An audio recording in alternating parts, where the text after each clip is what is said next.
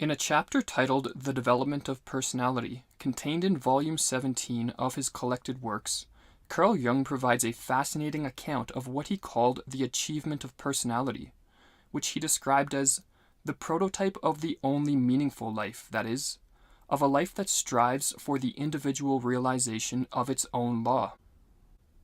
Jung's insights in this chapter, as we'll see, are very pertinent in the modern world, where many people are falling under the spell of divisive collective ideologies and, in the process, devaluing themselves as individuals.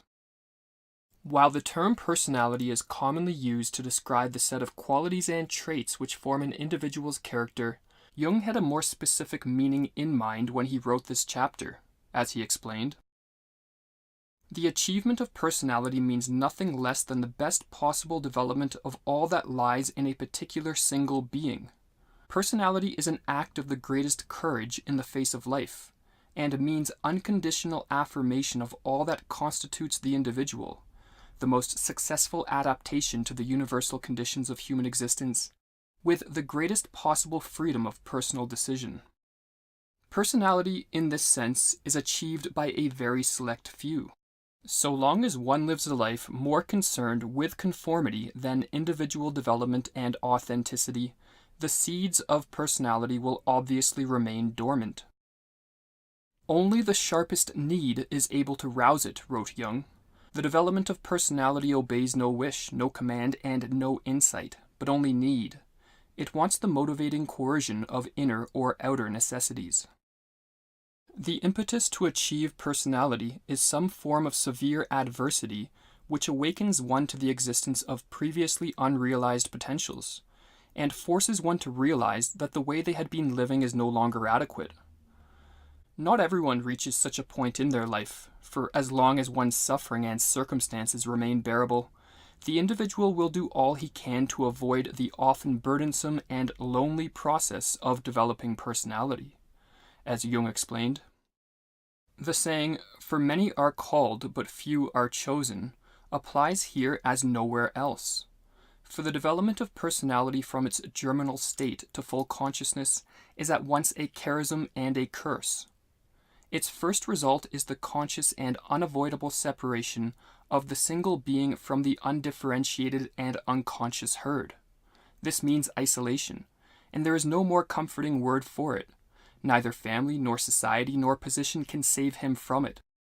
The development of personality is a favor that must be paid for dearly. The development of personality is initiated when the individual, with conviction, decides to go his own way. With the very decision to put his own way above all other ways, Jung wrote, he has already in large part fulfilled his liberating vocation.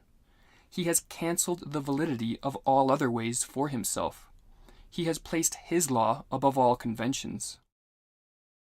This decision is not met with an encouraging attitude from others, but ridicule and reproach. Following one's own path instead of the well-trodden path will in many cases make one's behavior appear foolish to the more mediocre.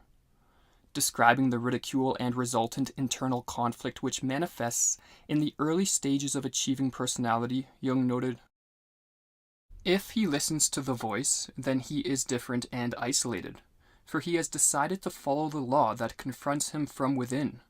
His own law, everyone will cry. He alone knows better, has to know better. It is the law, the vocation, as little his own as the lion that fells him, although it is undoubtedly this particular lion that kills him, and not any other lion.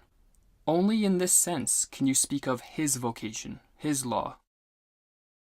In following his own law, even in the presence of constant derision from others, the individual both frees and isolates himself from the masses, whose behavior is instinctively fashioned and dictated by the social conventions of the day.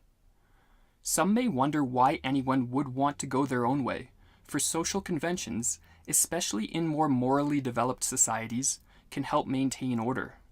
Jung, however, believed it is not social convention in and of itself that is the problem, but the tendency of people to follow it unconsciously.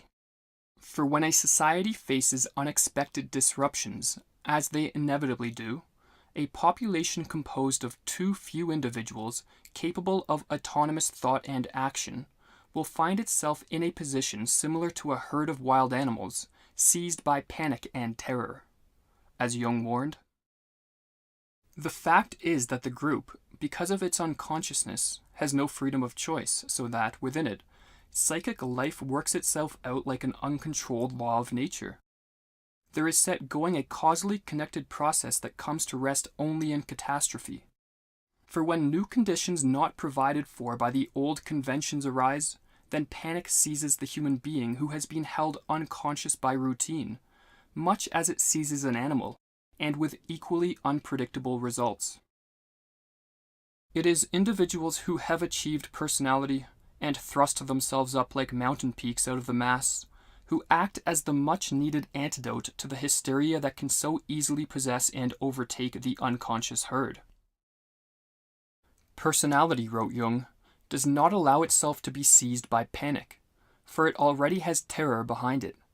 It is equal to the changing conditions brought by time, and is unknowingly and unwillingly a leader. While it is easy to look at the great personalities, past and present, with a sense of awe, it is crucial to realize that the potential for achieving personality is not limited to a select few. The inner voice which calls one to personality may be less audible in some than others, but it exists in all nonetheless. Insofar as every individual has his own inborn law of life, it is theoretically possible for every man to follow this law before all others, and so to become a personality, that is, to achieve completeness.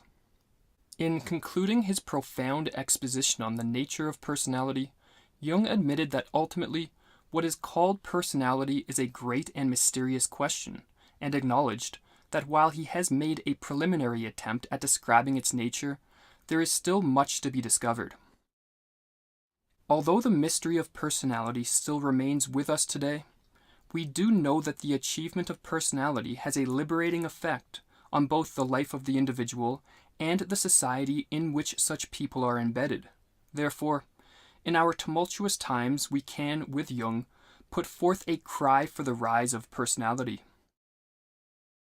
Not for nothing is it just our own epoch that calls for the liberating personality, for the one who distinguishes himself from the inescapable power of collectivity, thus freeing himself at least in a psychic way, and who lights a hopeful watchfire, announcing to others that at least one man has succeeded in escaping from the fateful identity with the group soul.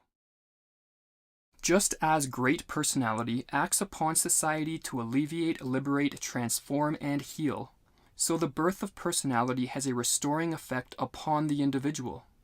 It is as if a stream that was losing itself in marshy tributaries suddenly discovered its proper bed, or as if a stone that lay upon a germinating seed were lifted away, so that the sprout could begin its natural growth.